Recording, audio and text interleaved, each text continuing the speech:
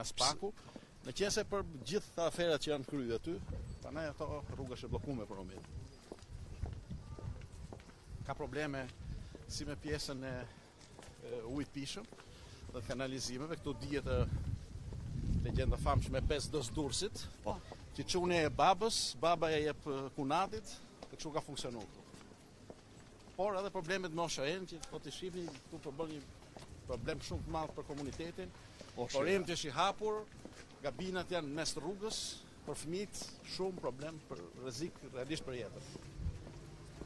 Përmbytja pastaj këtu është kryesore, ne kemi çuar në Spak, kemi në Spakon, pasi hidrovori i ri jo vetëm se nuk punon, por ata vazhdimisht, domethënë, nisin ndezin edhe krijojnë situata që u krijuan edhe në janar, duke qenë se investimi është bërë rreth $20 milion. $20 milion për hidrovorin. Për një hidrovor. Hidrovori, po. E kemi çuar Spak, e kam çuar unë personalisht Spak. Edhe nuk punon. Nuk punon. Po, kujdes. Kjo ka nisë 2021-shin, mas zgjedhjeve qendrore, dhe që atëherë nuk ka përfunduar, as 50% e punimeve nuk kanë përfunduar. Tani, ju lutem 1 minutë këtu. Për këtu. Ndëgjoni pak për zhavorin dhe asfaltin elektoral. Tu ka nisur direkt në mas zgjedhjeve qendrore të 2021-shit nisi kjo rruga, dhe nuk ka përfunduar akoma 50% e punimeve, nuk ka asnjë tabelë që tregoj kur nis dhe kur do të mbaroj. Nuk janë sistemuar ende ujërat e zeza, nuk ka asnjë plan apo projekt.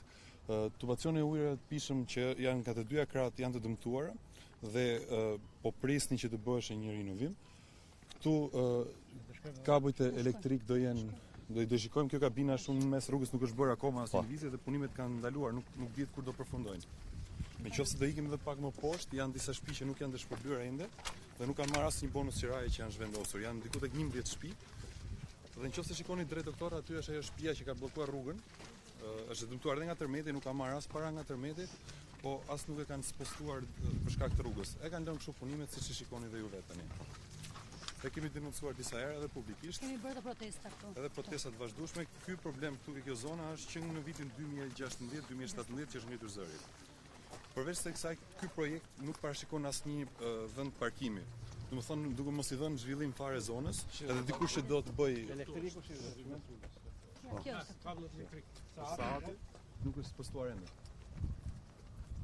Që nga 2021-shi jemi në 2025-ën, për pak muaj bëjmë 4 vjet. Bashkë 100 vjet. Edhe ju, të falenderoj shumë. Inshallah ti e merr një herë kështu këtë. Shumë faleminderit. Shumë faleminderit. Faleminderit për ti që ke këtu. Shikoni se çfarë bën vjedhja dhe korrupsioni. Për të mashtruar për vota, kanë filluar punimet dhe i kanë lënë në mes prej 2 vitesh. Prej 4 vitesh. Urdhro se si është rrjeti elektrik në një kohë kur mafiozi, drejtori mafioz i Keshit, në vend se të investoj për rrjetin e ri elektrik në zonë, merret me organizimin e mafjes së votave edhe e mafjes së ndërtimit të mafjeve të tjera. Urdhoni, se zor të gjë është një vend të tillë, se çfarë kërcënimi bën për banorët ky rrjet në këtë formë. Se si lihet rruga 4 vjet në mes, por e tëra dëshmi e mafjes së Durrësit, mafjes lokale të Durrësit. Sako është një Erion Veli edhe një gjush në miniatur. Jo në miniatur, me pantallona, jo në miniatur, se më shkau goja. Me pantallona, absolutisht.